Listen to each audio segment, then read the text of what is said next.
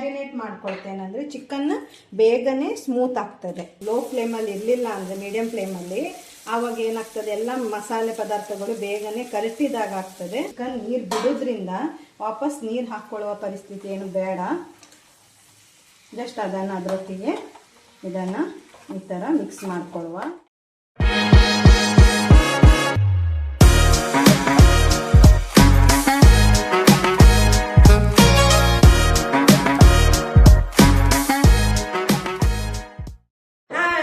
ನಮಸ್ಕಾರ, ನಾನು ಸಂಗೀತ ಅಡುಗೆ ಮನೆಯಿಂದ. ನಾನು ಇವತ್ತು ನಿಮಗೆ ಡ್ರೈ ರೋಸ್ಟ್ ಚಿಕನ್ ರೆಸಿಪಿಯನ್ನು ಮಾಡಿ ತೋರಿಸ್ಲಿಕ್ಕಿದ್ದೇನೆ.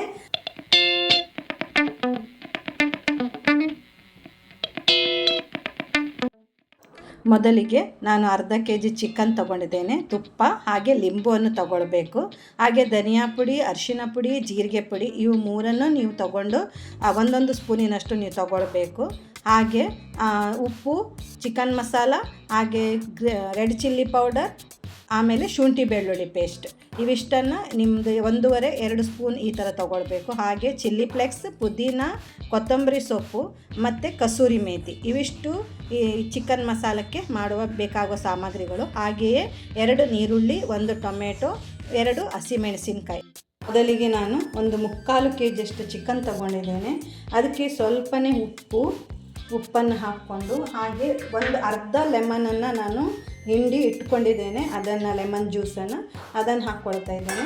ಹಾಗೆ ಸ್ವಲ್ಪ ಅರಿಶಿನ ಪುಡಿ ಇವಿಷ್ಟನ್ನು ಹಾಕಿ ಮ್ಯಾರಿನೇಟ್ ಮಾಡ್ಕೊಳ್ತೇನೆ. ಯಾಕೆ ಮ್ಯಾರಿನೇಟ್ ಮಾಡ್ಕೊಳ್ತೇನೆ ಅಂದರೆ ಚಿಕನ್ನ ಬೇಗನೆ ಸ್ಮೂತ್ ಆಗ್ತದೆ.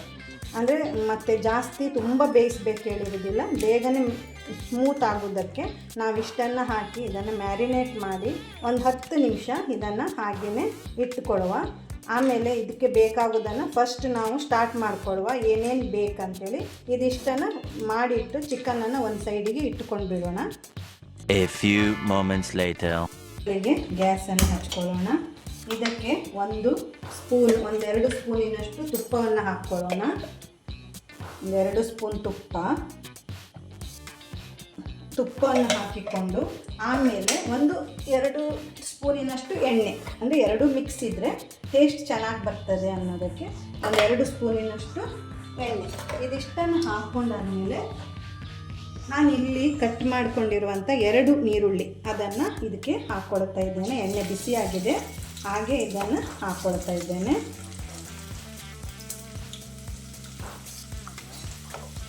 ಹಾಗೆ ಇಲ್ಲಿ 2 ಹಸಿಮೆಣಸನ್ನು ಸಪೂರವಾಗಿ ಕಟ್ ಮಾಡ್ಕೊಂಡು ಇಟ್ಕೊಂಡಿದ್ದೇನೆ. ಅದನ್ನು ಅದರೊಟ್ಟಿಗೆ ಹಾಕಿ ಇದನ್ನು ಇದರೊಟ್ಟಿಗೆ ಫ್ರೈ ಮಾಡ್ಕೊಳ್ಳುವ. ಫಸ್ಟ್ ಎಣ್ಣೆಯಲ್ಲಿ ಫ್ರೈ ಮಾಡಿಕೊಳ್ಳುವ.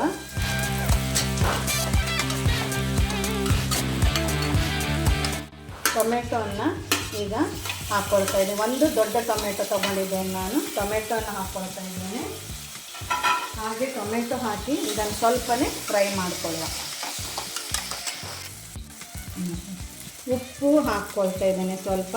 ಈ ಉಪ್ಪನ್ನು ಹಾಕ್ಕೊಳ್ಳೋದ್ರಿಂದ ನಾವೇನು ಟೊಮೆಟೊ ಮತ್ತು ನೀರುಳ್ಳಿ ತೊಗೊಂಡಿದ್ದೇವಲ್ಲ ಅದು ಬೇಗನೆ ಸಾಫ್ಟ್ ಆಗ್ತದೆ, ಅದ್ರಿಗೋಸ್ಕರ ಹಾಕ್ಕೊಳ್ತಾ ಇದ್ದೇನೆ. ಈಗ ಗ್ಯಾಸನ್ನು ಸ್ವಲ್ಪ ಮೀಡಿಯಮ್ ಫ್ಲೇಮಲ್ಲಿ ಇಟ್ಕೊಳ್ತಾ ಇದ್ದೇನೆ.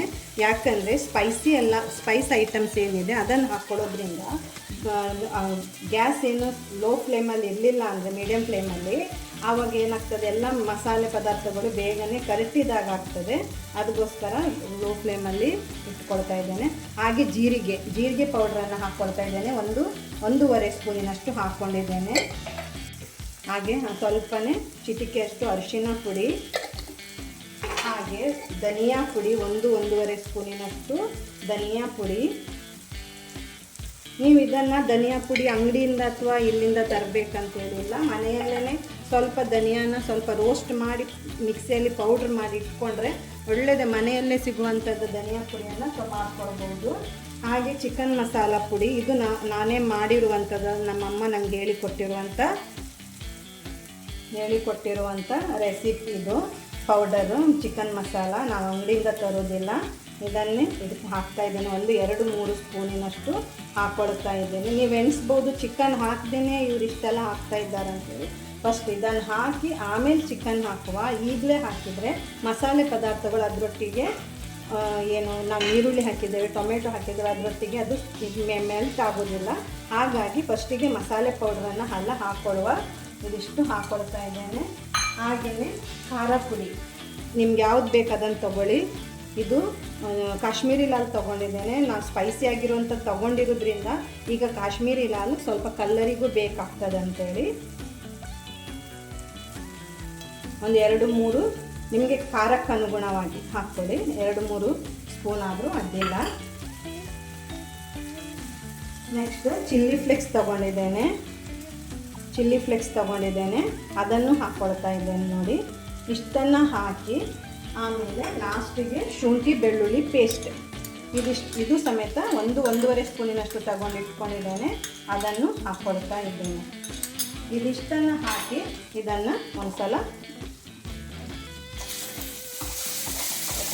ಸ್ಪೂನಿಂದ ಇದನ್ನು ಮಗುಚ್ಕೊಳ್ಳಿ, ಇಲ್ಲಾಂದರೆ ಅಲ್ಲೇ ಗಟ್ಟಿಯಾದಾಗ ಆಗ್ತದೆ.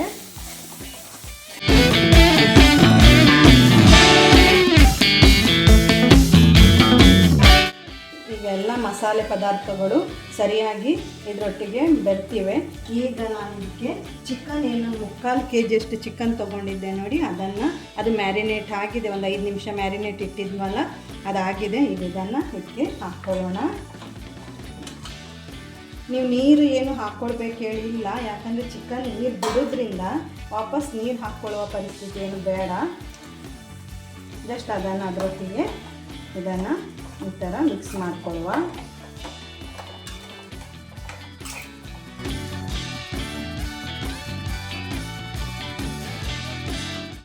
ಈಗ ಗ್ಯಾಸ್ ಒಲೆಯನ್ನು ಸ್ವಲ್ಪ ದೊಡ್ಡದಾಗಿ ಇಟ್ಕೊಳ್ಳುವ, ಅಂದರೆ ಚಿಕನ್ ಬೇಯಬೇಕು. ಅದ್ರಗೋಸ್ಕರ ಇದನ್ನು ದೊಡ್ಡ ಫ್ಲೇಮಲ್ಲಿ ಇಟ್ಕೊಂಡು ಒಂದು ಪಾತ್ರೆಯನ್ನು, ಒಂದು ಪ್ಲೇಟನ್ನು ಅದ್ರ ಮೇಲೆ ಮುಚ್ಚಿಟ್ಟು ಬಿಡುವ. ಚಿಕನ್ ಬೆಂದಿದೆ. ಈಗ ಲೋ ಫ್ಲೇಮಲ್ಲಿ ಇಟ್ಕೊಳ್ಳುವ ಗ್ಯಾಸ್ ಒಲೆಯನ್ನು, ಬೆಂಕಿಯನ್ನು. ಈಗ ಸ್ವಲ್ಪನೇ ಕಸೂರಿ ಮೇಥಿ ತೊಗೊಂಡಿದ್ದೇನಲ್ಲ, ಅದನ್ನು ಹಾಕ್ಕೊಳ್ಳೋಣ. ಅಂದರೆ ಅದನ್ನು ಹಾಕ್ಕೊಂಡು ಸ್ವಲ್ಪ ಟೇಸ್ಟ್ ಇನ್ನೂ ಚೆನ್ನಾಗಿ ಬರ್ತದೆ ಅನ್ನಲಿಕ್ಕೆ. ಹಾಗೆ ಸ್ವಲ್ಪನೇ ಕೊತ್ತಂಬರಿ ಸೊಪ್ಪನ್ನು ಇದ್ರ ಮೇಲೆ ಹಾಕ್ಕೊಂಡು ಬಿಡುವ. ಸ್ಪೈಸಿಯಾಗಿ ತುಂಬ ಚೆನ್ನಾಗಿ ಬಂದಿರ್ತದೆ ಚಿಕನ್ ಅನ್ನೋದು. ಹಾಗೆ ಡ್ರೈ ಮಕ್ಕಳಿಗೆ, ಈಗ ದೊಡ್ಡವರಾಗಲಿ ಮಕ್ಕಳಾಗಲಿ ತುಂಬ ಡ್ರೈ ಆಗಿದ್ರೆಲ್ಲ ಇಷ್ಟ ಮಾಡ್ತಾರೆ. ಏನೋ ಟೊಮೆಟೊ ಸಾರು ಹಾಕಿ ಇದನ್ನು ಇಟ್ಕೊಂಡು ಬಿಟ್ರಂತೂ ಆಹಾ ಎಷ್ಟು ಚೆನ್ನಾಗಿರ್ತದೆ ಗೊತ್ತಾ ಚಿಕನ್.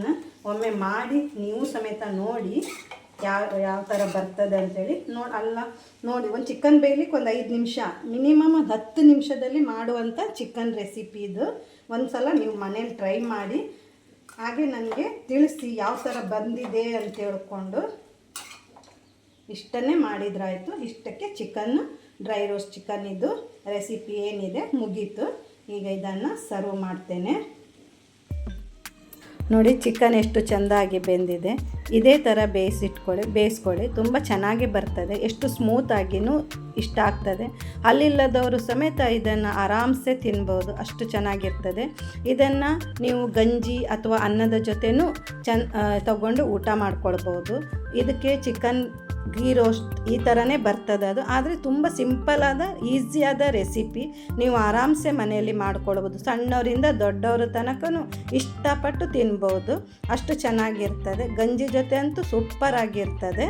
ಈ ರೆಸಿಪಿ ನಿಮಗೆ ಇಷ್ಟ ಆಯ್ತಂದರೆ ನನ್ನ ಚಾನಲ್ಗೆ ಸಬ್ಸ್ಕ್ರೈಬ್ ಮಾಡಿ, ಲೈಕ್ ಮಾಡಿ, ಶೇರ್ ಮಾಡಿ. ಹಾಗೆ ಈ ರೆಸಿಪಿ ತುಂಬಾ ಇಷ್ಟ ಆಯ್ತು ನನಗೊಂದು ಕಮೆಂಟ್ ಹಾಕಿಬಿಡಿ.